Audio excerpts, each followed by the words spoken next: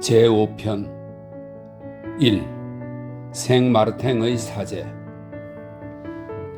클로드 신부의 명성은 먼 곳까지 퍼져나갔다. 그가 보제 공주의 접견을 거부했을 무렵 어떤 사람이 그를 찾아온 적이 있었다. 그때의 기억은 그 뒤 오랫도록 그에게 추억으로 남게 되었다. 어느 날 저녁 그가 일과를 마치고 노트르담 수도원 독방으로 돌아왔을 때였다. 그 방은 한쪽 구석에 연금술 가루와 매우 비슷한 수상쩍은 가루들로 가득 찬 몇 개의 유리병들이 있는 것 말고는 특별히 이상할 것이 없었다. 벽면 여기저기에 무엇라고 써 붙여놓은 것들이 있기는 했지만 그것은 훌륭한 저서에서 출연한 학문과 신앙에 관한 금언들이었다. 부주교는 책 사본이 잔뜩 쌓인 커다란 책상 앞 불빛이 세 개의 구멍으로 비쳐나오는 등잔 아래 자리 잡고 앉았다. 그가 방금 가져온 오노리우스 도탱의 구령 예정 및 자유의지론을 활짝 펼쳐놓고는 그 위에 팔꿈치를 대고 윤세된 이절판 책 한 권을 깊은 명상에 잠겨 뒤적이고 있었다.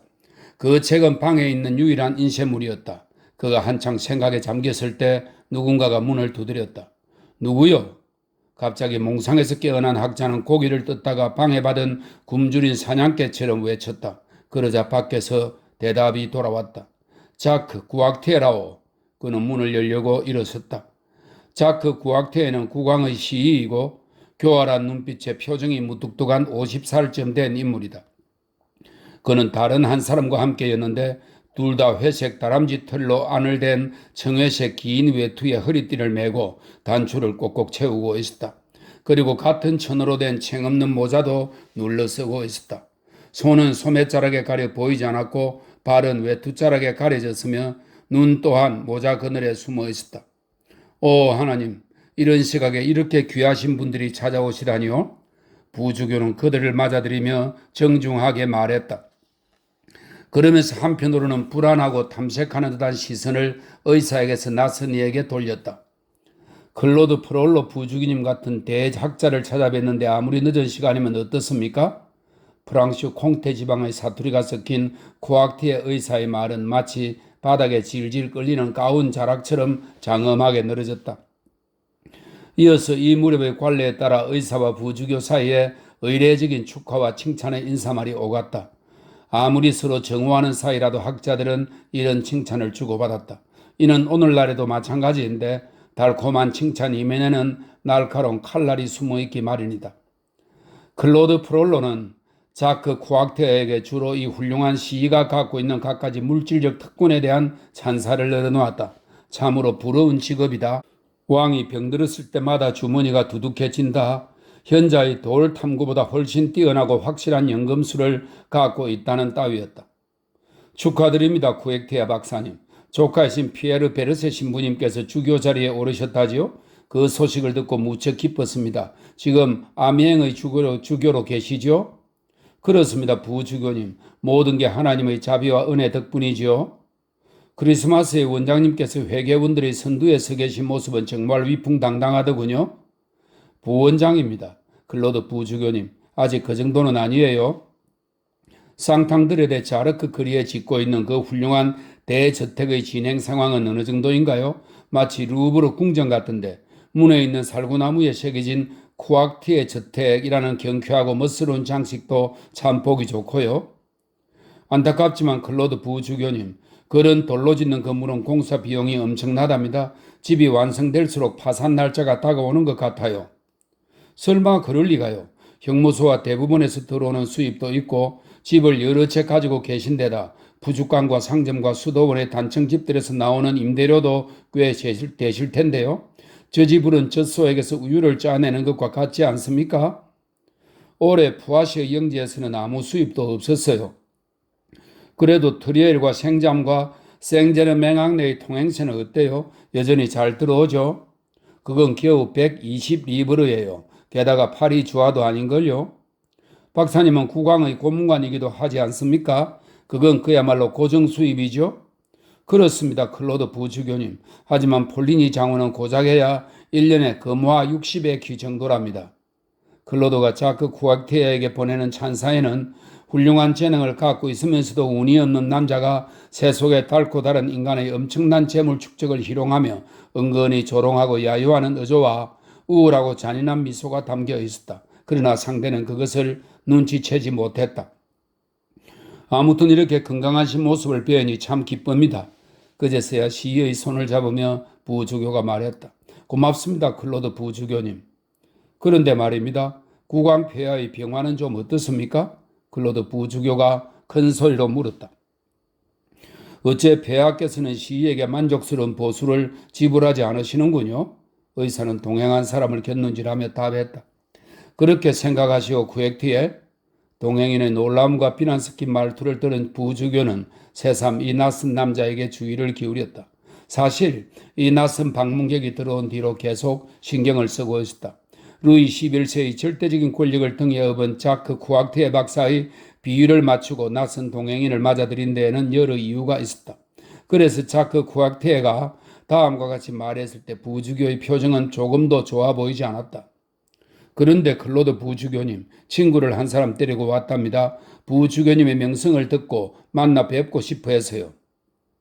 학문을 하는 분이신가요? 부주교는 쿠악티에와 함께 온 사람을 날카로운 눈빛으로 바라보며 물었다. 그는 그 낯선 남자의 눈빛에서 자기 못지않은 날카로움과 의심을 발견했다. 희미한 불빛으로 판단할 수 있는 것만큼만 짐작컨대 그 남자는 60살쯤 된 노인이었고 중간 키에 매우 쇠약하고 병들어 보였다. 옆모습은 장사꾼 같았으나 어린지 모르게 강하고 준엄한 인상이었다. 눈동자는 동굴 깊숙한 곳에서 나오는 빛처럼 눈썹 밑에서 빛나고 있었다. 코까지 덮을 듯 눌러서 모자 아래로 천재의 이마에서 탄생하는 광대한 계획들이 꿈틀거리고 있을 것만 같았다. 그는 부주교의 물음에 심각한 어조로 선뜻 대답했다. 부주교님, 높으신 명성은 익히 들어 알고 있습니다. 그래서 고견을 듣고자 찾아왔습니다. 저는 시골의 보잘것없는 귀족에 지나지 않습니다. 박학한 스승의 문을 두드리기에는 참으로 부족한 자입니다. 제 이름은 투랑조입니다. 귀족치고는 이상한 이름이로군? 부주교는 생각했다. 그러나 왠지 힘있고 대단한 존재 앞에 마주 서 있는 느낌이었다. 높은 지성으로 연마된 그의 직관력이 투랑조의 모자 아래쪽에 그 못지않은 높은 지성이 자리하고 있음을 꿰뚫어 본 것이다. 그 중후한 얼굴을 보고 있는 사이 자크 구악티에 때문에 자신의 얼굴에 떠올랐던 빈정거림과 비웃음의 빛은 지평선을 따라 쓰러지는 석양빛처럼 차츰 사라졌다. 그는 말없이 우울한 얼굴로 자신의 안락의자에 앉아 여느 때처럼 탁자 위에 팔꿈치를 꿰고 손으로 이마를 받쳤다. 잠시 꼼짝 않고 생각에 잠겼다가 두 손님에게 자리를 권하며 투랑조에게 말했다. 선생께서는 제 의견을 듣고 싶다고 하셨는데 어떤 학문에 관해서지요? 부주교님, 저는 환자입니다. 그것도 아주 중병이랍니다. 신부님께서는 위대한 아스클레피오스라고 사람들이 그러시더군요. 그래서 부주교님께 의학에 관한 도움말을 청하고 싶어서요. 투랑조가 답했다. 여기 나오는 아스클레피오스는 그리스 로마 신화에 나오는 의술의 신입니다. 의학이라고요? 부주교는 고개를 저으며 말했다. 그리고 잠시 무슨 생각에 잠긴 듯 하더니 말을 이었다. 투랑조 선생, 뒤를 한번 보십시오. 제 대답은 저 벽에 모두 쓰여 있습니다. 그의 말대로 투랑조가 뒤돌아 머리 위 벽에 새겨진 글을 읽었다. 의학은 몽상의 산물이다. 이안 블리코스. 그 사이 옆에 있던 자크 쿠악티에 박사는 일행의 질문을 화난 듯 듣고 있었는데 클로드 신부의 대답을 듣자 더욱 붕괴했다. 그는 투랑조의 귀에 대고 부주교에게는 들리지 않을 만큼 작은 목소리로 속삭였다. 제정신이 아니라고 진작 말하지 않았습니까? 그런데도 기어이 만나보시겠다더니? 어쩌면 이자의 말이 맞을지도 모르죠. 투랑조는 여전히 침착한 어조로 씁쓸한 미소를 지으며 말했다. 좋을 대로 하세요. 쿠악티에는 쌀쌀맞게 대꾸했다. 그러고는 부주교에게 말했다. 당신은 일을 지나치게 빨리 해결하시는군요. 클로드 부주교님. 원숭이가 개암나무 껍질을 벗기는 정도의 뜸도 들이지 않고 히포크라테스를 간단히 정리해버리시는군요. 의학이 몽상이라니 약장수나 모략장수들이 여기 있다면 당신을 돌로 쳐 죽이지 않을까 염려되는군요. 그러니까 당신은 미약이 혈액에 미치는 작용이나 고약이 육신에 끼치는 효과를 부정한단 말이죠. 각종 꽃이나 금속류로 이루어지는 세계라 불리는 그 이 영원한 약학을 부정하는 겁니까? 이것이야말로 인간이라는 영원한 병자를 위해 특별히 만든 거라고요. 저는 약학도 병자도 부인하지 않습니다. 제가 인정하지 않는 것은 의사일 따름입니다. 클로드 신부가 태연히 말했다. 아니면 뭐란 말이오? 통풍이 몸속에 수포진에 기인한다는 것도, 대포로 인한 상처에는 구운 생지를 붙여 치료한다는 것도, 노쇠한 혈관에 젊은 피를 수일해서 젊음을 되돌리는 것도 모두 거짓이란 말이군요. 2에 2를 더하면 4가 된다는 것도, 앵프로스토토노스가 오피스토토스에 뒤이어 나타나는 증상이라는 것도 전부 엉터리란 말이요. 그래서 앵프로스토토노스는 파상풍 등의 증상으로 근육이 경련 위축되어 몸이 앞으로 구부러지는 병이고요. 오피스토토스는 이것도 역시 파상풍 등의 증상인데 몸이 뒤로 젖혀지는 병이라고 합니다. 전부 엉터리란 말이요. 구학태에는 몹시 흥분하여 말했다. 어떤 것에 대해서는 제 나름의 생각이 있다는 말입니다. 신부는 조금도 당황하지 않고 대답했다. 그러자 구학태에는 더욱 성이 나는지 얼굴이 벌겋게 달아올랐다. 자, 구학태의공 그렇게 화내지 말아요. 부주교님은 우리 친구가 아닙니까? 두랑조가 말했다. 이자는 미쳤어. 구학태에는 흥분을 가라앉히려 애쓰며 나직한 목소리로 중얼거렸다. 나 참, 클로드 부주교님. 두랑조는 그렇게 불러놓고는 잠시 뜸을 들이다가 다시 천천히 입을 열었다. 정말 난처하네요. 저는 선생님께 2가지 여쭤볼 것이 있어 찾아왔습니다. 하나는 제 건강에 관한 것이고 다른 하나는 제 별자리에 관해서입니다. 그러시다면 이렇게 늦은 시각에 이것까지 힘들어 찾아오지 않으셔도 될 걸 그랬군요. 저는 의학을 믿지 않습니다. 물론 점성술도 마찬가지고요. 부주교가 대답했다. 정말이요? 두랑조가 놀라며 말했다. 구학태에는 터무니없다는 표정을 지으며 웃었다. 저것 보세요. 이제 저자가 미쳤다는 걸 똑똑히 아셨겠죠? 그는 두랑조에게 이렇게 말하고는 다시 아주 작은 소리로 속삭였다. 점성술을 믿지 않는다잖아요. 어리석은 생각입니다. 별빛 하나하나가 실처럼 인간의 머리와 결부되어 있다니. 클로드 부주교가 말했다. 그럼 선생은 대체 뭘 믿으시오? 두랑조가 소리쳤다. 부주교는 잠시 생각하는 듯 머뭇거리다가 자기가 했던 말을 취소라도 하려는 듯 씁쓸한 미소를 지으며 대답했다. 저는 하나님을 믿습니다. 우리의 주이신 하나님을 믿습니다. 두랑조가 성호를 끄며 덧붙였다. 아멘 하고 구학태가 대답했다. 두랑조가 다시 입을 열었다. 존경하는 부주교님의 훌륭한 신앙심을 보니 무척 기쁩니다. 그런데 부주교님 정도의 대학자가 되고 나면 더 이상 학문 같은 거 믿지 못하게 되나요? 당치 않습니다. 이렇게 말하면서 부주교는 두랑조의 팔을 붙잡았는데 그 순간 흐릿하던 그의 눈동자에 열정의 빛이 타올랐다. 부주교는 계속 말을 이었다. 천만의 말씀입니다. 저는 학문을 부정하지 않습니다. 제가 깊은 동굴 속 수없이 많은 갈림길을 오랫동안 헤매다닌 것도 어두운 갱도의 저쪽 끝에 한 줄기 빛을, 하나의 불꽃을 보았기 때문입니다. 그것은 어쩌면 참을성 있는 사람들과 슬기로운 사람들이 뜻밖의 하나님을 발견한 눈부신 중앙 실험실의 불빛일지도 모를 어떤 것이죠. 그러니까 결국 참되고 확실한 것은 뭐라고 생각하시는 겁니까? 두랑조가 말을 자르며 물었다. 연금술입니다. 구학태가 이의를 제기했다. 얼씨구 이것 봐요. 클로드 부주교님 아마 연금술도 참된 것이겠지요. 하지만 의학과 점성술을 못 오가는 이유는 뭡니까? 허무하기 때문입니다. 인간 육체를 연구하는 학문 따위는 빈 껍데기일 뿐이죠. 하늘의 별을 연구하는 학문이라니. 부주교는 위엄있게 말했다. 에피다우로스와 칼데아들을 엿이나 먹으라는 거군요. 구학태가 비웃으며 반박했다. 이 에피다우로스는 고대 그리스의 도시인데 의학의 신 아스클레피오스의 성소가 있는 도시이고요. 칼데아는 바벨로니아의 옛 이름인데 점성학의 발상지입니다. 구학태가 비웃음에 반박했다. 제 말 좀 들어보세요, 구학태 박사님. 저는 지금 진지하게 말씀드리고 있는 겁니다. 저는 왕의 주치의도 아니고 폐하께서 별자리를 관찰하도록 다이달로서 정원을 내려주시지도 않았습니다. 화부터 내지 마시고 얘기를 좀 들어주세요. 의학은 말하지 않겠습니다. 그건 너무나 변변찮은 것이니 문제 삼지 않겠습니다. 박사께서는 점성술을 연구해서 어떤 진리를 얻으셨습니까? 수직 부스트로페돈의 효능이라든지 세피로트 같은 수를 통해 알게 된 게 뭔지 가르쳐 주신다면 감사하겠습니다. 그럼 당신은 작은 열쇠, 이 작은 열쇠는 솔로몬이 썼다고 잘못 알려진 마술책입니다. 작은 열쇠라는 책의 감옥력도 거기서 신비한 힘이 나온다는 사실도 부인하는 겁니까? 구학태가 물었다. 터무니없습니다. 자크 선생. 당신의 주장은 어느 것도 진리와는 무관합니다. 하지만 연금술은 많은 발견을 했죠. 연금술이 이루어낸 두세 가지 성과에 대해 말씀드리겠습니다. 설마 여기에 토를 달지는 않으실 테죠? 얼음이 1000년 동안 땅속에 묻혀 있으면 수정이 됩니다. 또한 납은 모든 금속들의 조상입니다. 금은 금속이 아니라 빛이니까요. 납은 처음에는 납의 상태였다가 적비소가 되죠. 적비소에서 다시 주석으로, 주석에서 또다시 은으로 변합니다. 이렇게 각각 200년마다 그 성질이 변하는데 그 200년을 일기로 했을 때 총 4기만 필요할 뿐이죠.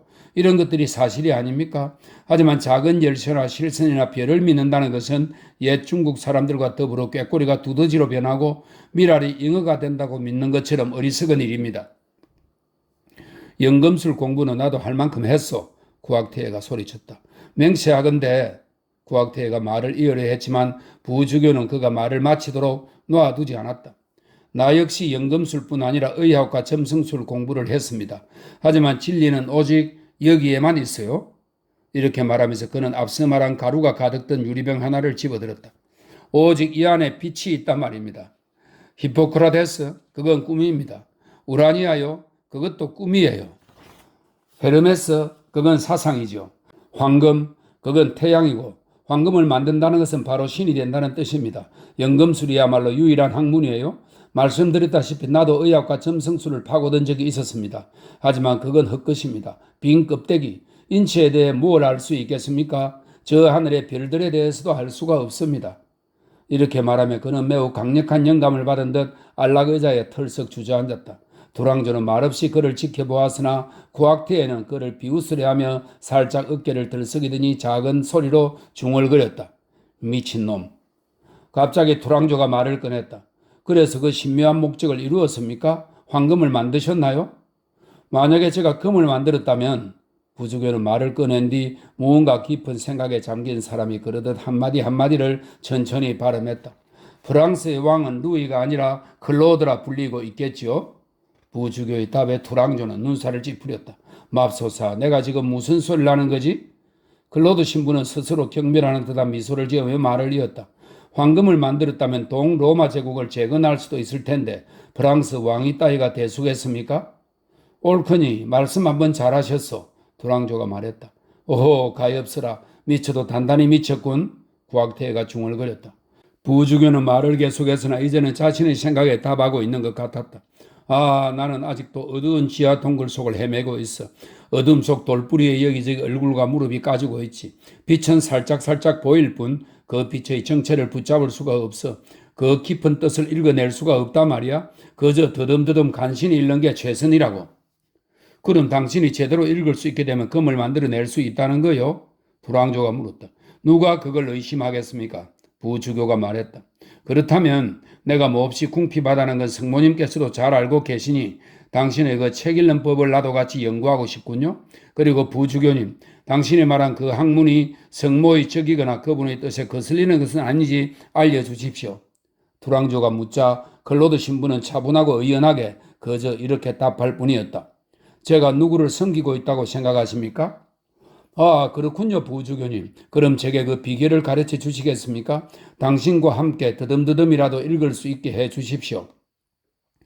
클로드는 사무엘 같은 위엄있고 고위 성직자다운 태도를 보였다.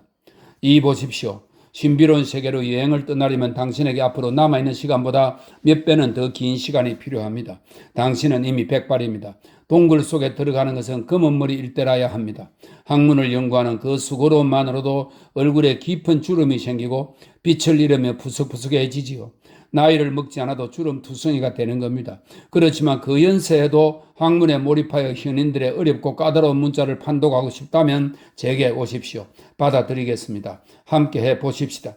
가련한 노인이여, 저는 나이든 당신에게 헤로도토스가 말하는 피라미드의 묻은 방들을 찾아가시라는 말도, 바벨로니아의 벽돌탑을 찾아가시라는 말도, 에클린과 인도 사원의 거대한 흰 대리석 성전을 찾아가시라는 말도 하지 않겠습니다.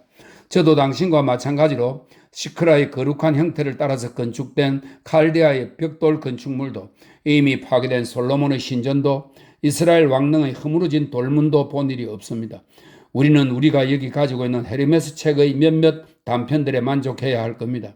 저는 당신에게 성 크리스토퍼의 조상과 씨 뿌리는 사람의 상징과 생트 샤펠 교회당 정면 현관에 있는 두 천사의 비밀에 대해 설명해 드리죠. 그중 하나는 손을 단지 속에 넣고 있고 다른 하나는 구름 속에 넣고 있는데, 그때까지 부주교의 기세에 눌려있던 쿠악트에는 다시 정신을 가다듬고 학자가 경쟁 상대의 잘못을 지적할 때처럼 의기양양한 어조로 부주교의 말을 가로막았다. 당신이 잘못 알았소이다, 클로드 부주교님. 상징은 숫자가 아니요, 당신은 오르페우스를 헤르메스로 착각하고 있어. 잘못 알고 있는 건 내가 아니라 당신이요. 부주교는 정색을 하고 대꾸했다. 다이달로스는 토대요, 오르페우스는 벽이고 헤르메스는 건물이요. 그렇게 하나가 되는 것이요. 원한다면 언제든지 오시오. 그는 다시 투랑조를 돌아보며 말을 계속했다. 니콜라 플라멜의 도가니 바닥에 남아있는 금 조각을 보여드릴 테니 기욤 드 파리스가 만든 황금과 비교해 보십시오. 그리고 당신에게 그리스어 페리스테라라는 단어의 은밀한 효능을 가르쳐 드리겠습니다. 그러나 무엇보다도 대리석에 새겨진 알파벳 글자를 화강한 면에 새겨진 비밀책을 하나씩 읽을 수 있게 해드리겠습니다. 우리는 기욤 주교의 정면 현관과 생장 드 로옹에서 생트 샤펠로, 그 다음에는 마리보 거리에서 있는 니콜라 플라멜 저택으로, 생지노 상항에 있는 그의 무덤으로, 몽모랑시 거리에 있는 그의 두 병원으로 갈 것입니다. 생제르베 병원의 현관문과 커다란 4개의 철제 받침대를 덮고 있는 페로너리 거리의 상형 문자도 읽게 해드리지요. 그리고 샘콩과 생트 주누비에브 대 자르당이나 생마르탱, 생자크 드 라부슈리와 같은 성당 정면을 함께 읽어볼 것입니다. 머리가 총명해 보이는 투랑조도 한참 전부터 클로드 신부의 말을 알아듣지 못하는 것 같았다. 그는 클로드 신부의 말을 가로막았다. 희거야 원, 대체 당신의 책들이란 게 뭐요? 이것이 그중 한 권입니다. 부주교가 답했다. 그러고는 창문을 열고 거대한 노트르담 성당을 가리켰다. 성당은 이미 별이 총총한 밤하늘에 2개의 탑과 돌로 된 청명과 괴물 같은 궁둥이의 검은 그림자를 드리우고 있어 마치 파리 한복판에 주저앉아 있는 머리가 둘 달린 거대한 스핑크스처럼 보였다. 부주교는 한동안 말없이 이 거대한 건물을 바라보다가 한숨을 쉬며 자기 책상 위에 펼쳐놓은 인쇄된 책 위에 오른손을 뻗고 왼손은 노트르담을 가리키며 선체로 서글픈 눈길을 책에서 성당 쪽으로 옮기면서 엎조리듯 말했다. 오 슬프도다. 이것이 저것을 멸망케 하리라. 재빨리 그가 가르치는 책 쪽으로 다가간 구악태에는 자신도 모르게 외쳤다. 이 책 속에 무엇 그리 대단한 것이 들었단 말이오? 성 바오로의 서간집 주해 뉘른베르크 안토니우스 코버르그 출판사 1474년. 이게 뭐 어쨌단 말이오? 검은의 대가인 피에르 롱바르의 책이잖소. 이게 인쇄되어서 두렵다는 겁니까? 맞아요. 그렇습니다. 이렇게 대답하는 클로드의 모습은 깊은 생각에 잠긴 듯 했는데 집게 손가락을 구부려 이름 있는 위른베르크 출판사에서 나온 이절판 책 위를 짚은 채였다. 이윽고 그는 이런 신비스러운 말을 했다. 오 두려운 일이다. 작은 것이 큰 것을 이긴다. 하나의 충치가 몸뚱이 전체를 망가뜨린다. 나일강의 쥐가 악어를 죽이고 황새치가 고래를 죽이며 책이 건물을 무너뜨리라. 저놈은 미쳤어요. 고학태가 자신만만한 투로 투랑조에게 속삭였을 때 소등을 알리는 수도원 종이 울렸다. 드디어 투랑조도 이번에는 동조했다. 그런 것 같군요. 이제 외부 사람은 아무도 수도원에 머물 수 없는 시각이었으므로 두 사람은 곧 그곳을 떠날 준비를 했다. 돌아가기 전 투랑조는 부주교와 작별 인사를 나누었다. 부주교님, 나는 학자들과 위대한 정신의 소유자들을 사랑하며 당신을 매우 존경하고 있습니다. 내일 투르넬 궁으로 오셔서 생마르탱 드 투르 수도원장을 찾아주시면 고맙겠습니다. 그제야 부주교는 투랑조라는 인물의 실체를 깨달았고 생마르탱 드 투르의 기록지 문장을 떠올리며 어리둥절한 기분으로 자기 방으로 돌아갔다. 생마르탱의 사제, 즉 프랑스 국왕은 성당 참사원의 관습에 따라 성 베난티우스가 갖는 약간의 성직록을 가지며 재무관 자리에 앉아야 한다. 그 뒤로 클로드 부주교는 루이 11세가 파리를 방문할 때마다 자주 아련했고 그의 신임은 올리비에 르땡과 왕의 주치인 자크 쿠악티에를 능가했다. 쿠악티에는 그 나름의 방법으로 왕에게 화풀이를 했다고 한다. 이것이 저것을 멸망케 하리라. 앞에서 부주교가 이것이 저것을 멸망케 하리라, 책이 건물을 무너뜨리리라 수수께끼 같은 말을 흘렸었다. 그 말 속에는 대체 어떤 뜻이 숨겨져 있는 것일까? 여기서 잠시 걸음을 멈추는 것을 여러분, 특히 여성 독자분들의 양해를 구하고 잠시 알아볼까 한다. 그것은 두 가지로 해석할 수 있다. 하나는 성직자로서의 사상이다. 인쇄술이란 신흥 세력 앞에서 떨고 있는 성직자들의 두려움이다. 말하자면 성직자로서 구텐베르크의 환상적인 인쇄기에 대해 느끼는 두려움과 경탄을 뜻한다. 설교와 복사본, 즉 입으로 한 말과 글로 쓰인 말이 인쇄된 말에 느끼는 불안의 전율 말이다. 마치 참새 한 마리가 일제히 600만의 날개를 펼친 천사 군단과 마주쳤을 때 강이 콩알만해질 정도로 기겁을 하는 것과도 같다고나 할까? 그것은 신앙이라는 쇠사슬로부터 해방된 인류가 웅성거리며 무리지어 몰려드는 소리를 일찌감치 들은 예언자의 비통한 외침이다. 장차 지성이 종교를 무너뜨리고 여론의 믿음의 자리를 빼앗고 세계가 로마를 뒤흔드는 것을 보는 예언자의 절규이기도 하다. 인쇄기에 의해 기화된 인류의 사상이 신정정치라는 그릇에서 증발하는 것을 내다본 철학자의 예언이다. 적의 병사가 들고 있는 청동망치를 보고 탑이 곧 무너지리라 말하는 병사의 공포이다. 그것은 바야흐로 하나의 힘이 다른 힘을 이어받으리라는 것을 의미했다. 인쇄기가 마침내 성당을 멸망케 하리라는 것을 뜻했다. 그러나 이러한 사상, 아마도 지극히 단순한 사상 말고 한층 근대적인 것이 하나 더 숨겨져 있으리라 나는 생각한다. 그것은 첫 번째 사상의 필연적인 귀결로서 그리 쉽게 알아차릴 수 있는 것이 아니면서도 이의를 불러일으키기 쉬운 것이다. 성직자뿐만 아니라 학자와 예술가들이 품는 철학적인 견해였다. 그것은 인류의 사상의 형식을 바꾸면서 바야흐로 그 표현 방법을 바꾸어 가게 될 것이고 각 세대의 주요 관념에 새로운 재료와 방식이 도입될 것이다. 그토록 견고하고 영속적인 돌로 만들어진 건물의 책도 이었고 한결 견고하고 영속적인 종이책에 그 자리를 내놓게 되리라는 예감이었다. 이렇게 볼 때 부주교의 막연한 표현은 두 번째의 뜻을 가지고 있었으니 그것은 하나의 기술이 다른 기술의 자리를 빼앗게 되리라는 것을 의미했다. 즉 인쇄술이 건축술을 죽이리라는 뜻이었던 것이다. 사실 역사가 시작된 뒤로 서력기원 15세기 끝 무렵까지 건축술은 인류의 위대한 책이요 힘으로나 지성으로나 여러 측면에서 인간의 중요한 사상 표현의 수단이 되어왔다. 아주 오랜 옛적 인간들이 후세에 남겨야 할 추억이 너무도 많다고 느꼈을 때 기억이라는 짐이 너무 무겁고 혼잡해져 고정되지 않은 벌거숭이 말로서는 도중에 그 기억을 잃을 염려가 생겼을 때 사람들은 그것이 가장 잘 보이도록 영속적이면서도 자연스러운 방법으로 땅 위에 옮겨놓았다. 즉 하나하나 말로서 전하던 것을 기념비라는 양식으로 만든 것이다. 인류 최초의 기념비는 모세의 말처럼 쇠가 섞이지 않은 바위 덩어리에 지나지 않았다. 건축술은 글씨 쓰기를 배우기 시작할 때 함께 시작되었다. 맨 먼저 생긴 것은 알파벳이었다. 돌을 하나 세우면 그것이 곧 하나의 문자가 되었다. 이 문자는 상형 문자였는데 일련의 사상이 마치 원기둥 위의 기둥머리처럼 각각의 상형 문자 위에 나타났다. 최초의 인종들은 발걸음을 옮기는 곳곳마다 같은 시기에 비슷한 기념비를 세웠다. 아시아의 시베리아 지방에서 남미의 대초원에서 겔트족의 선돌이 지금도 발견된다. 나중에 가서 사람들은 이러한 건축물로 낱말을 만들었다. 사람들은 돌에 돌을 겹쳐 놓았고 화강암의 음절들을 연결했으며 동사는 약간의 결합을 시도하여 문장 같은 것을 만들기 시작했다. 겔트족의 거석분과 거석비, 에트루리아의 고분, 히브리의 석총 등은 모두 낱말에 비유할 만한 기념비이다. 어떤 것들은 특히 고분은 고유명사다. 심지어 어떤 때에는 많은 돌과 널따라 모래사정이 있을 때는 문장을 썼다. 카르나크의 거대한 돌 무더기는 이미 하나의 완전한 표현이다. 그러다 사람들은 마침내 건축물로 책을 만들었다.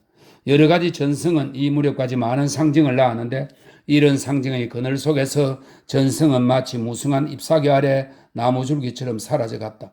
인류가 믿었던 그 모든 상징들은 더욱더 커져가고 불어나고 엇갈려가고 복잡해졌다. 이렇게 되자 원시적인 기념비로는 도저히 상징을 표현해낼 수 없게 되어 곳곳에 상징들이 넘쳐났다. 건축물들은 단순한 기념비 그 자체였다. 그래서 단순하고 땅 위에 벌거숭이로 누워 원시적 전승조차 하기 어렵게 되었다. 그래야 상징을 표현하기 위해 거대한 건축물이 세워졌고 건축술은 인간의 사상과 더불어 발전하게 되었다. 건축물은 무수한 머리와 무수한 팔을 가진 거대한 모습이 되기에 이르렀다. 영원 불변한 눈으로 보고 눈으로 손으로 만질 수 있는 형태로 세상에 떠다니는 온갖 상징을 정착시킨 것이다. 힘을 상징하는 건축의 신 다이달로스가 재고 지성의 상징인 오르페우스가 노래하는 사이에 하나의 글자인 기둥과 하나의 음절인 회랑과 하나의 남머린 각불은 기하학과 시의 법칙에 따라 동시에 움직였다. 서로 한데 어울리고 합쳐지고 섞이고 내려가고 올라가고 땅 위에 나란히 놓이고 공중에 층층이 겹쳐져서 마침내 한 시대의 사상이 명령하는 대로 수많은 근사한 서책들을 탄생시키기에 이르렀다. 즉 훌륭한 건축물이 완성된 것이다. 인도 에클린가의 파고다, 이집트의 람세스 왕의 무덤, 솔로몬의 신전이 그것이다. 기본 사상, 즉 말은 이 모든 건축물들의 토대일 뿐만 아니라 형태 그 자체이기도 했다. 예컨대 솔로몬 신전은 단순히 성서의 호화로운 그 표지에 불과한 것이 아니라 신성한 성서 그 자체였다. 성직자들은 성궤를 중심으로 그 주위에 몇 겹으로 둘러쳐진 벽 하나하나가 나타내는 말을 눈으로 확인하며 성소에서 성소로 나아가다가 마침내 신전에 들어간다. 그리고 성궤라는 이 또한 건축물인 매우 구체적인 모양을 가진 말을 이해했던 것이다.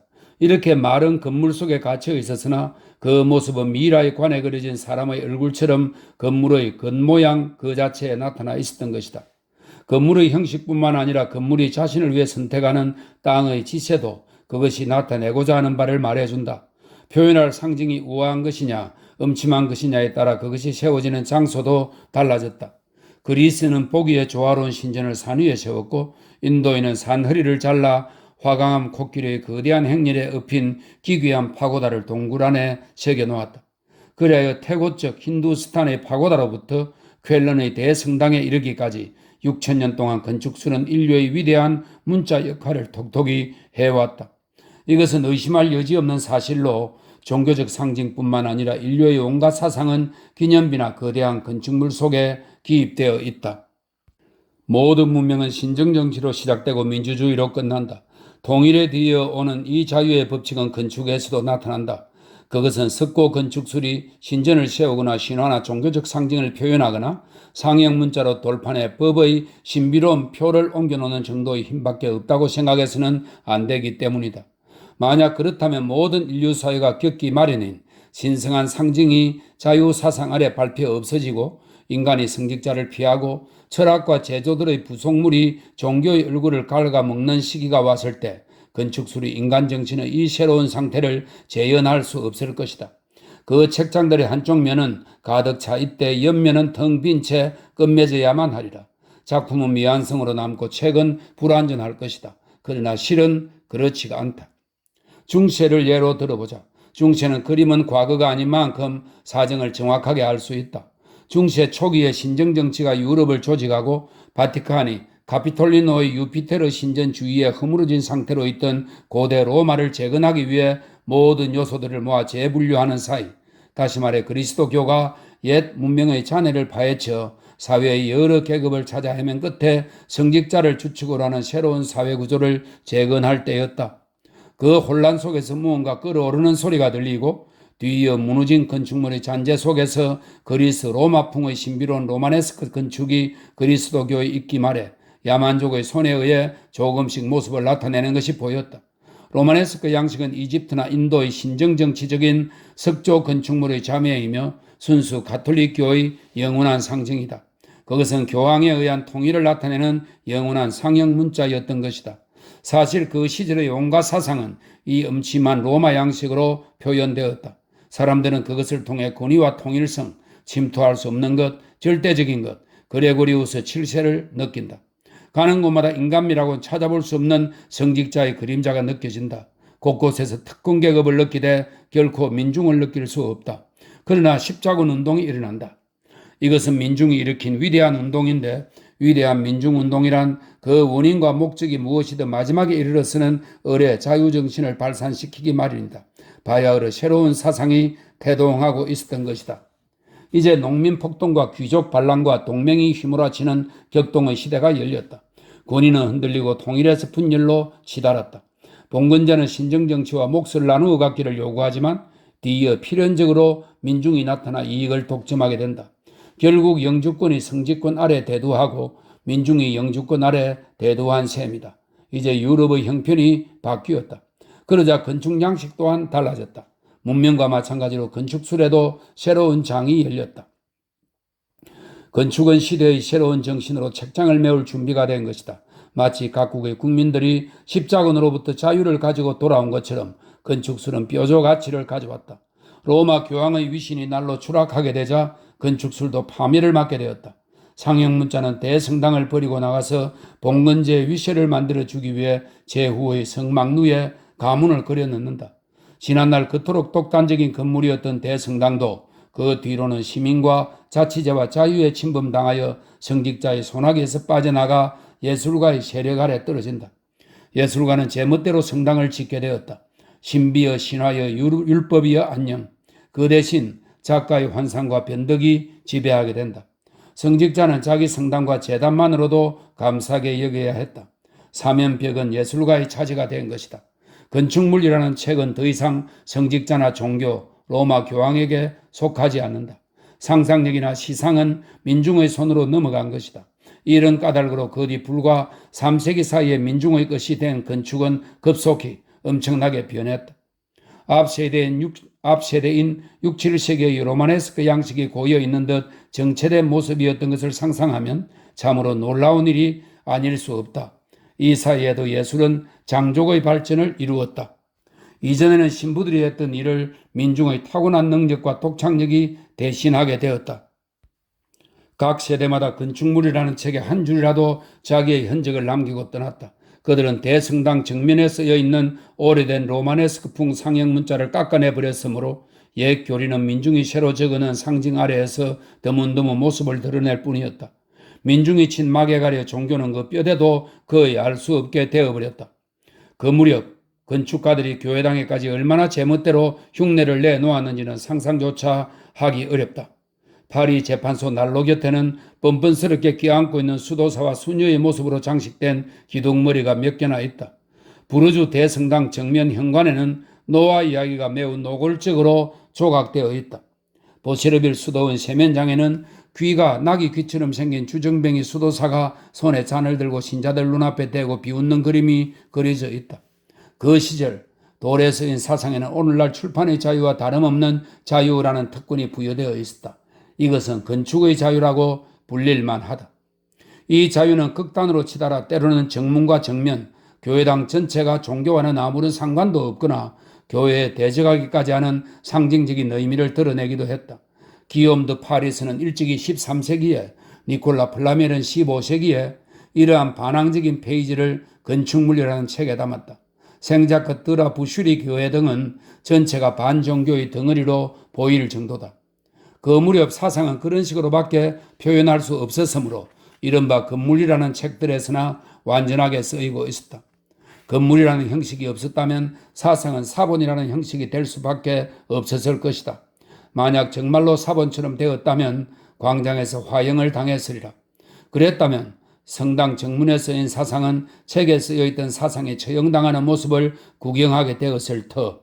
이런 까닭에 석조 건축이라는 방법을 택하지 않으면 세상에 나올 수 없었던 사상은 사방 팔방 건축 속으로 뛰어들었다.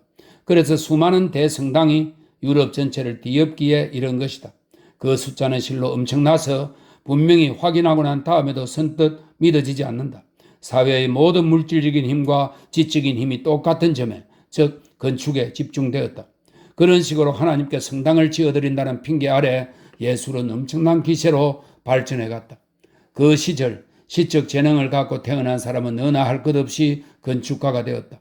그리고 민중 속에 흩어져 있던 천재는 마치 청동방패의 테스트도 아래에서처럼 봉건제 아래에서 사방으로 압박을 받아 건축술 쪽으로 출구를 찾을 수밖에 없었다. 그리하여 민중의 일리아스는 대성당이라는 형태를 취했다. 다른 모든 예술들은 건축술 아래 복종하고 규율을 따랐다. 여러 예술가들이 건축에 종사한 것이다. 건축가, 시인, 명인은 그 작품의 정면을 책임지라는 조각과 스테인드 글라스 창을 채색하는 회화, 종을 흔들고 오라간 연주를 하는 음악까지 모두 스스로 총괄했다. 사본 속에서 그럭저럭 살아가려고 했던 가련한 예술, 이른바 시가라고 불리는 것도 어떤 가치 있는 것이 되기 위해 성가나 산문이라는 형식으로 성당 건물 속에 와서 끼이지 않을 수 없었다. 요컨대 그것은 그리스의 종교 축제에서 아이스킬로스의 비극이나 솔로몬의 신전에서 창세기가 했던 것과 같은 역할을 한 셈이다. 이렇게 구텐베르크가 나타나기 전 건축술은 사상을 기록하기 위한 가장 중요하면서도 보편적인 문자였다. 동양에서 시작되고 고대 그리스 로마에 의해 계속된 이 화강암 책은 중세가 그 마지막 페이지를 장식했다. 게다가 우리가 앞서 중세 건축 부분에서 살펴본 민중적 건축이 계급적 건축에 뒤이어 일어난다는 현상은 역사상 온갖 중요한 시대뿐만 아니라 인간의 지성 속에도 똑같은 현상이 나타난다. 여기에는 하나의 법칙이 존재한다. 그 법칙을 모두 설명하자면 여러 권의 책이 필요할지도 모르지만 간단히 간추리면 다음과 같다. 원시시대 인류 문명의 요람인 고대 동양에서는 인도의 건축술 다음에 아라비아 건축술의 풍만한 어머니인 페니키아 건축술이 나타났다. 고대에는 이집트 건축술 다음에 그리스 건축술이 왔다.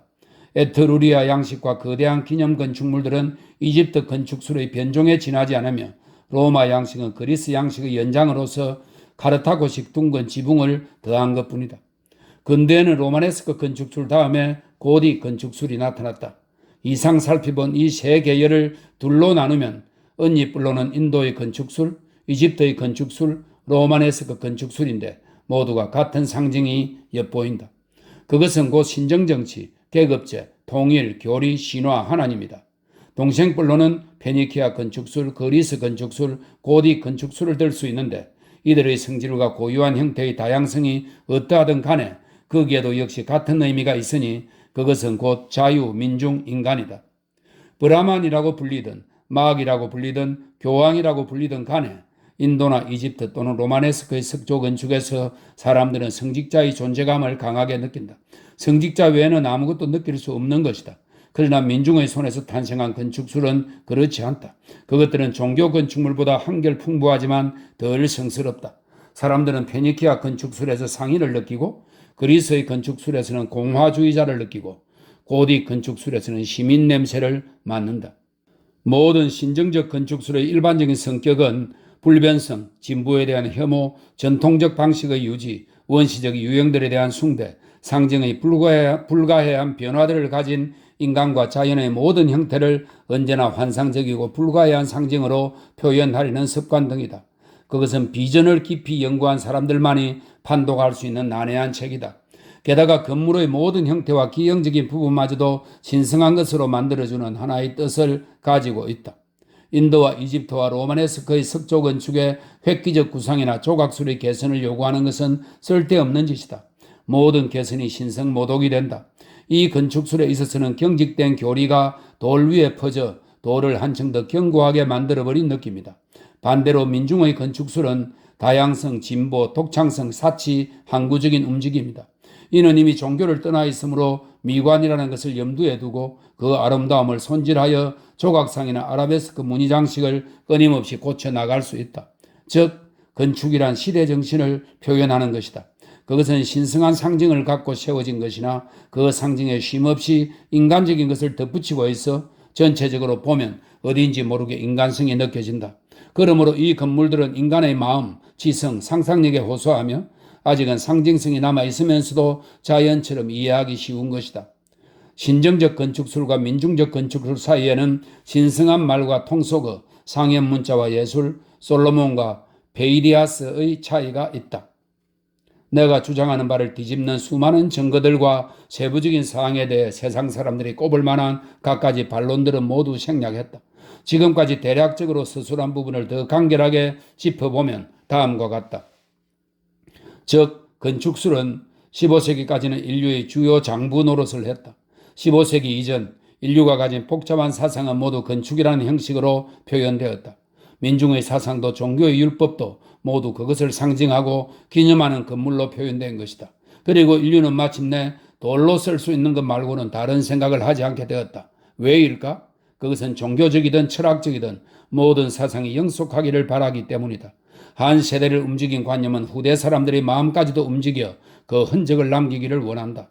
그런데 사본의 생명은 얼마나 덧없는가? 건물은 그와 달리 얼마나 견고하고 영속적이며 내구력 있는 책인가? 쓰인 말을 부수기 위해서는 하나의 횃불과 한 마리의 앱을 내면 충분하다. 세워진 말을 허물기 위해서는 사회혁명이나 천재지변이 필요하다. 로마에 침입한 야만인들이 콜로세움 위를 지나갔으나 이 원형 경기장은 어찌하지 못했고 로마의 대홍수로도 피라미드를 썰어버리지 못했을 것이다. 15세기가 되자 모든 것이 변한다. 인간의 사상은 건축술보다도 견고하고 내구력 있을 뿐만 아니라 더 단순하고 쉽게 영속하는 방법을 발견한다.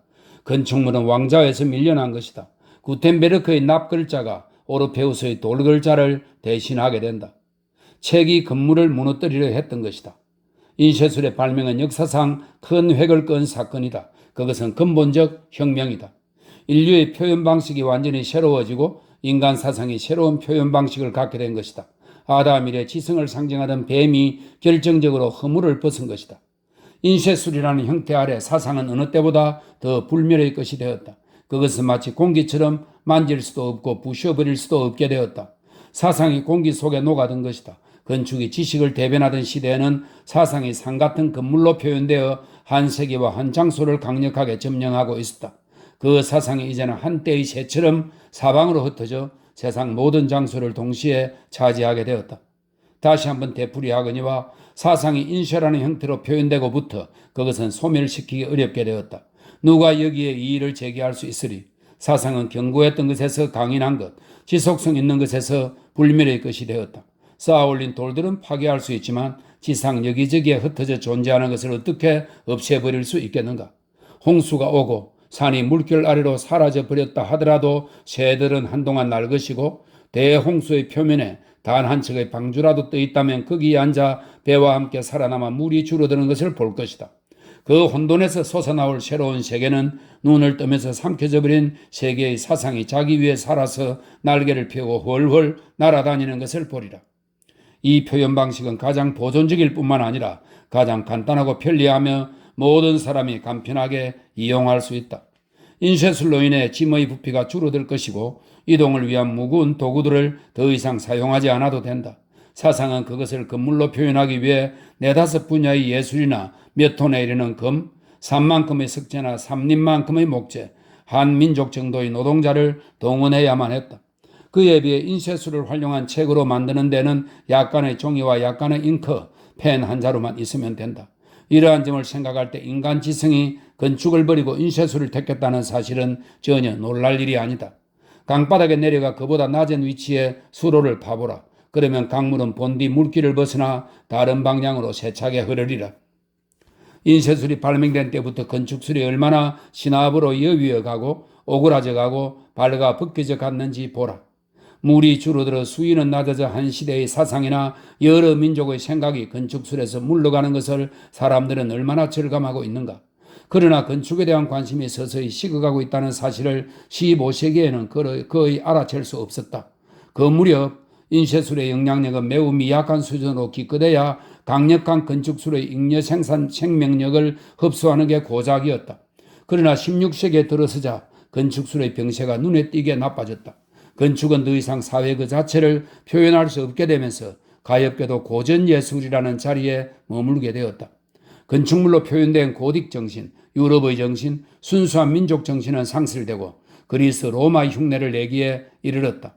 즉 근대적 양식에서 모조품인 고전적 양식으로 퇴화해버린 것이다. 이러한 쇠퇴를 사람들은 르네상스라 부른다. 그러나 화려한 쇠퇴다. 왜냐하면 옛 고딕 정신이 마인츠의 거대한 인쇄소 뒤로 저물어가는 태양이 아직 얼마 동안은 그 마지막 햇살로 라틴식 아치와 코린트식 둥근 기둥들로 이루어진 모든 잡동사니 건축물 더미를 비춰줄 테니까. 우리는 이 석양을 여명으로 잘못 알고 있다. 건축술이 더 이상 종합예술, 최고예술, 전제 군주적 예술이 아니라 다른 예술과 마찬가지로 하나의 예술에 불과한 것이 되자마자 그것은 다른 예술들을 붙드는 힘을 잃는다. 이에 따라 다른 예술들은 해방되고 건축가가 지운 멍에에서 벗어나 제마다 제 갈 길을 간다. 예술은 이러한 분리를 통해 이득을 본다. 고립은 온갖 것을 키워준다. 성당 조각은 조상술이 되었으며 종교화는 회화가 되고 미사 때의 성취에 대한 기도는 음악으로 진화했다. 이는 마치 황제 알렉산드로스가 죽자 하나의 제국이 해체되면서 지방마다 왕국이 들어선 것과 같다. 라파엘로, 미켈란젤로, 장구종, 팔레스트리나 등 16세기를 찬란하게 장식한 대천재들이 나타나게 된 배경에는 이러한 시대적 흐름이 있었다. 예술과 함께 사상도 곳곳에서 해방된다. 중시의 이단의 시조들은 천주교에 커다란 상처를 입히고 있었다. 16세기에 들어서면서 종교적 통일성은 무너진다. 인쇄술이 발명되기 전이라면 종교개혁은 성당 분리에 불과했을 터이나 인쇄술은 그것을 혁명으로까지 몰아갔다. 인쇄술을 없애버리면 이단은 무기력해진다. 그것이 하나님의 섭리에 맞든 맞지 않든 간에 구텐베르그는 루터의 선구자였던 것이다. 그러는 동안 중시의 태양은 수평선 아래로 자취를 감추고 고딕의 진수도 세상에서 완전히 사라지자 건축술은 점점 더 윤기를 잃고 빛이 바래고 쓰러져 가기만 했다. 인쇄된 책이 건물을 쏘라먹는 이 벌레가 건축술을 갉아먹고 삼켜버렸다. 건물은 껍질이 벗겨지고 잎이 떨어지고 눈에 띄게 야위어 갔다. 빈약해지고 초라해지고 아무짝에도 쓸모없게 되었다. 더 이상 아무것도 심지어 다른 시대 예술의 추억마저도 표현하지 않게 된 것이다. 건축술은 인간에게 버림받자 다른 예술로부터도 버림받고 고독한 운명에 놓이게 되었으며 예술가들로부터도 외면당했으므로 어설픈 인부들에게 도움을 구해야 했다. 유리창에 스테인드 글라스를 대신하고 석공이 조각가를 계승했다. 모든 활기여, 모든 독창성이여, 모든 생명이여, 모든 지성이여 안녕. 건축술은 작업장의 한심스러운 겉껍질이 되어 모방에서 모방으로 힘없이 추락했다. 미켈란젤로는 벌써 6세기부터 그것이 죽어가는 것을 느꼈는지 마지막 남은 힘을 다 바쳐 이를 구하려 했다. 그래야 이 예술의 대가는 파르테논 신전 위에 판테온 신전을 겹쳐 로마의 성 베드로 대성당을 지었다. 유일무이한 것으로 남아있을 만한 위대한 걸작이다. 이것은 건축술의 대미를 장식한 독창적 건물이며 건축가 이름이 줄을 이은 기록부, 지금 덮이려 하고 있는 그 기록부 아래쪽에 표시된 거장 예술가의 서명인 것이다. 미켈란젤로가 죽은 뒤 유령과 망령의 상태로 명맥을 잇던 이 가련한 건축술은 로마의 성 베드로 대성당을 모사하고 흉내내고 있었다. 이것은 하나의 기이한 유행으로 해석함을 자아낸다. 세기마다 로마의 성 베드로 대성당을 모방한 것이 세워졌다. 17세기에는 발드 그라스 수녀원이 있고 18세기에는 생트 주너비에브 수도원이 있다. 나라마다 각기 다른 로마의 성 베드로 대성당을 가지고 있다. 런던에도 상트 페테르부르크에도 있으며 파리는 그것을 두세 개나 가지고 있다. 그것은 죽기 전 어린아이의 유치함으로 돌아간 늙은 대가의 하찮은 유언이며 임종시의 헛소리와 같다. 앞서 말했듯이 독특한 건물들 대신 16세기부터 18세기까지 예술의 일반적 양상을 살펴보면 똑같은 쇠퇴와 쇠약 현상이 눈에 띈다. 프랑스와 2세 시대 이후 건물의 건축학적 형태는 더욱더 사라져가고 야윈 병자의 앙상한 뼈대처럼 기하학적 형태가 두드러지게 되었다. 예술적인 아름다운 선들은 기하학의 싸늘하고 엄격한 선들에 자리를 내준 듯한 느낌이다. 건물다운 아름다움은 사라지고 하나의 다면체에 지나지 않게 되었다. 그러나 건축가들은 그러한 민숭민숭함을 감추려 했다. 그리하여 그리스식 박공벽이 로마식 박공벽에 쓰이는가 하면 반대로 로마식 박공벽이 그리스식 박공벽에 쓰이기도 했다. 그것은 변함없이 파르테논과 판테온을 짜맞춘 듯한 작품, 즉 로마의 성 베드로 대성당의 모조품에 불과했다. 여기에는 모서리를 돌로 감은 앙리 4세 시대의 벽돌집들이나 루아얄 광장, 도핀 광장이 있다. 중후하고 나지막하며 바누나치의 곱사등 같은 둥근 지붕을 가진 루이 13세 시대의 성당들도 그러한 건축물이다. 또 마자랭이 세운 카르트나시옹 역시 이탈리아풍 건축물의 서툰 모작 중 하나다. 어색하고 냉랭하며 지루한 신하들을 수용하는 가늘고 긴 평년 같은 루이 14세의 왕궁도 그 중 하나이다. 치킨이나 국수처럼 생긴 데다 사막이나 혹 같은 군두더기와 잎 빠진 듯한 모양새가 고풍스러운 건물을 엉망으로 만들고 있는 루이 15세 시대의 건축물들도 마찬가지다. 프랑스와 2세 시대에서 루이 15세 시대에 이르기까지 나쁜 풍조는 기하급수적으로 증가했다. 예술은 이제 뼈대 위에 가죽만 남은 채 비참하게 죽어가고 있었다. 건축술이 이렇게 변모해가는 사이 인쇄술은 어떻게 되었는가? 건축술에서 빠져나간 모든 생명은 인쇄술로 흡수되었다. 건축술이 쇠퇴함에 따라 인쇄술은 발전을 거듭했다. 인간은 건물에 쓰던 힘의 자본을 책에 쏟아붓게 되었다. 이로써 16세기부터 쇠퇴기에 들어선 건축술의 수준까지 자란 인쇄술은 건축술을 무너뜨리고야 만다. 마침내 17세기에는 완전히 주도권을 빼앗아 승리의 개가를 올리고 세계를 문예의 세대라는 향년에 초대하기에 충분할 만큼의 권자를 차지하기에 이른다. 루이 14세의 궁정에서 오랫동안 쉬고 있던 인쇄술은 18세기가 되자 루터의 낡은 칼을 다시 잡고 그 칼로 볼테르를 무장시켜 이미 건축학적 표현을 중단시켰던 유럽을 공격하기 위해 야단설에 달려간다. 그래야 18세기가 끝날 무렵에는 캐캐 묵은 유럽을 완전히 부셔버리고 19세기에 재건을 시도한다. 여기서 한 가지 묻겠다. 이 3세기 동안 인간 사상을 실제로 잘 표현해낸 것은 건축술과 인쇄술 중 어느 쪽인가? 어느 쪽이 더 충실하게 사상을 담아냈는가? 인간 정신의 문학적, 학문적인 열광뿐만 아니라 그 광대하고 심오하며 보편적인 움직임을 어느 쪽이 더 진실되게 표현해냈는가? 과연 어느 것이 발을 수천 개 가진 괴물에 비유되는 인류의 행보에 끊임없이 일치된 행동을 보이고 있는가? 건축술인가? 아니면 인쇄술인가? 그것은 바로 인쇄술이다. 이 점을 오해해서는 안 된다. 건축물은 죽었다. 영혼이 죽었다. 인쇄된 책에 의해 살해당했다. 건축물은 보존이 어렵고 비용이 많이 들어 죽음을 당했다. 대성당을 하나 짓는 데에는 10만 프랑이라는 비용이 든다. 그러니 건축의 책을 다시 쓰려면 얼마나 많은 자금이 필요할지 상상해보라. 어느 목격자가 세상이 성당이라는 함부의 옷을 입기 위해 몸을 흔들어 낡은 옷을 벗어내려 하는 것 같다고 할 만큼 큰 건물이 떼지어 있던 그 시대를 다시 한번 맞이하려면 얼마나 많은 비용이 들지 상상해 보기 바란다. 책은 쉽게 인쇄할 수 있고 비용도 적게 들며 아무리 먼 곳이라도 들고 다닐 수 있다. 인간의 모든 사상을 인쇄물에 담아내게 된 것은 놀랄 일이 아니다. 그렇다고 해서 건축예술이 다시는 아름다운 대건축물을 말하자면 하나의 걸작을 만들어내지 못하게 되리라는 말은 아니다. 인쇄술이 지배하는 세상에서도 때로는 적군에게서 뺏은 대포를 부수어 만든 그 원기둥과도 비교할 만한 건물이 세워질 수도 있을 것이다. 마치 건축술의 군림 아래 온 국민이 서사시를 한데 모아 녹여 만든 일리아스와 로만세로와 마하바라타와 니벨룽겐의 노래 같은 문학적 걸작들이 탄생했던 것처럼 13세기에 단테와 같은 대천재가 나타났듯 어느 천재적인 건축가가 20세기에 우연히 나타날 수도 있으리라. 그러나 건축술은 더 이상 사회적 예술, 집단적 예술, 지배적 예술은 되지 못할 것이다. 앞으로 인류의 사상을 대표하는 위대한 시, 대건축, 걸작은 건축물로 표현되지 않고 인쇄술로 발표될 것이다. 앞으로 건축술이 어쩌다 부흥하게 되더라도 더 이상 지배적 존재로서의 역할은 하지 못할 것이다. 옛날에는 문자를 지배했지만 앞으로는 문자의 규정에 따르게 되리라. 이 두 예술의 처지는 서로 뒤바뀔 것이다. 확실히 건축의 시대에 쓰인 시가 드물었다는 것은 사실이지만 대건축물을 닮았다. 인도 비아사의 작품은 파고다처럼 복잡하고 난해하여 헤아릴 수 없는 신비감을 지니고 있다. 이집트의 시는 건물처럼 장대하고 차분한 선을 갖고 있다.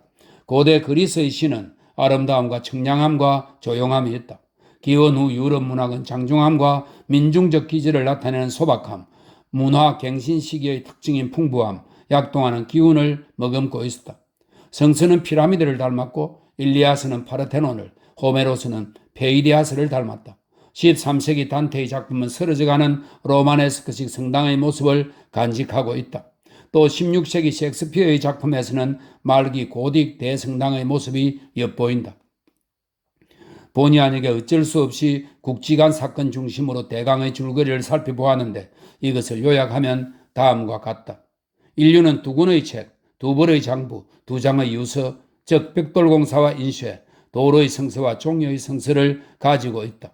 물론 수세기에 걸쳐 활짝 펼쳐져 있는 이 두 가지 성서를 들여다볼 때 호강암 글씨의 장엄한 겉모양을, 기둥과 탑문과 오벨리스크로 이루어진 거대한 알파벳을, 피라미드 모양의 건축물에서 종루에 이르기까지, 쿠프왕에서 스트라스부르에 이르기까지 세계와 과거를 뒤덮고 있는 하나의 인류 문화의 산들이라 할 건축물들을 그리워하지 않을 수 없다. 이 대리석의 책장 속에서 과거를 다시 읽어볼 필요가 있다. 건축물로 쓰인 책을 끊임없이 찬미하고 그 책장을 뒤적거릴 필요가 있는 것이다. 그렇다고 해서 건축물에 이어 등장한 인쇄술의 위대함을 부인해서는 안 된다. 이 인쇄술이 세운 건조물은 참으로 거대하다. 어느 통계학자의 계산에 따르면 구텐베르그 이후 출판된 모든 책을 차곡차곡 쌓아 올리면 지구에서 달에 이르는 공간을 가득 채울 것이라지만 내가 말하고자 하는 바는 그런 종류의 위대함이 아니다. 오늘날까지 인쇄기가 찍어낸 모든 책들을 하나로 쌓아 올린 모습을 상상해 볼 때 그것은 전 세계에 발붙이고 있는 하나의 거대한 건조물처럼 보이지 않을까? 인류가 쉬지 않고 손대고 있는 건물, 미래라는 짙은 안개 속에 거대한 정상을 숨기고 있는 그 건물은 보이지는 않을까? 그것은 지성이라는 개미 집이다. 그것은 모든 상상력들이, 저 금빛 꿀벌들이 꿀을 가지고 오는 벌통이다. 이 건물에는 수많은 층이 있다. 여기저기 사람들은 그 깊은 내부에서 서로 엇갈리는 학문의 어두운 동굴들이 난간으로 통해 있는 것을 본다. 그 표면에는 예술이 곳곳에 아라베스크 장식과 장미창과 가장자리 장식으로 현란하게 꾸며놓아 눈을 즐겁게 해준다. 인간이 만들어낸 작품이란 참으로 제멋대로이고 다른 것들과 상관없는 것처럼 보이지만 저마다 있어야 할 자리에서 그 특징들을 드러내 보이고 있다.